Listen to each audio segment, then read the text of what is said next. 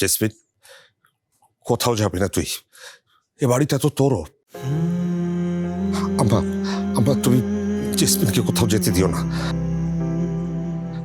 এই যে ইমতিয়াজ সাহেব আছেন, তার সঙ্গে কথা বলে পারিবারিকভাবে একটা ডিসিশন নিয়ে জানিয়ে দাও তুমি সবাইকে। আম্মা, এবার অন্তত আমাদের জেসমিন একটু ভালো থাকো। হয়েছে বড় ভাই, আর কিচ্ছু বলতে হবে না তোমাকে। তুমি আমার হয়ে এতক্ষণ ধরে কথা বলছো, এতে আমার সব পাওয়া হয়ে গেছে, আমার সব কষ্ট চলে গেছে।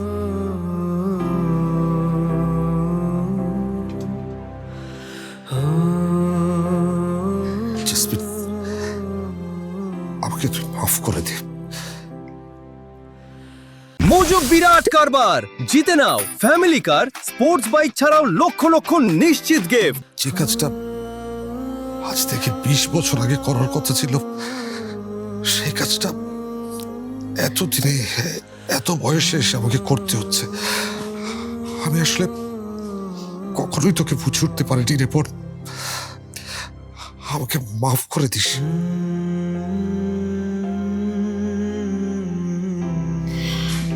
আমার আর কোনো রাগ নেই বড় ভাই, প্লিজ তুমি এভাবে গিল্টি ফিল করো না,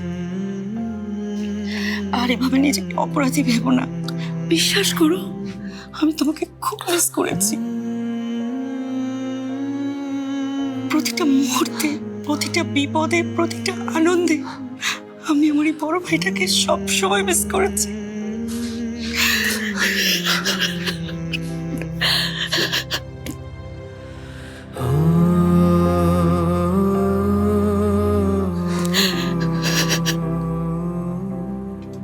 তুমি কি কোনো জাদুমন্ত্র করেছিলে নাকি রাশা?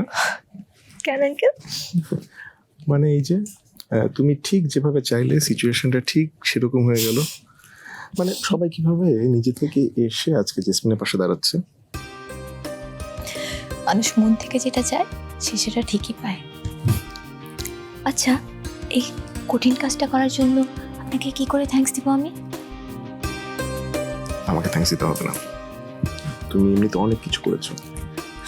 তবে এখন তোমার মায়ের যেটা দরকার সেটা হচ্ছে প্রপার রেস্ট। মানে একটু আগে ওর শরীরে অনেক কড়া ডোজে ওষুধ গেছে, ওর এখন যেটা দরকার সেটা হচ্ছে ঘুম।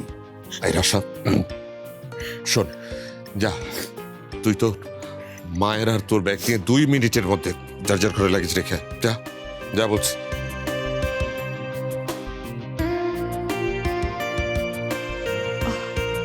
নানু নিজের মুখে না বললে তো। খবরদার রাশা, আর একটু পাকনামি করবি না, সাফাই যা বলছে তাই কর। আপনি এই মেয়েটাকে আচ্ছা করে বকে দিন, আমি আজকে দেখতাম ও কিভাবে এই বাড়ি ছেড়ে চলে যায়। আর যদি সত্যি সত্যি এই বাড়ি ছেড়ে চলে যেত, কাল কাল আমি ওর কানটা ধরে টেনে নিয়ে আসতাম। যা, ব্যাগ নিয়ে যা। ওকে মেজো মামি, ওকে নানু। আমারটা নিও না রাশা,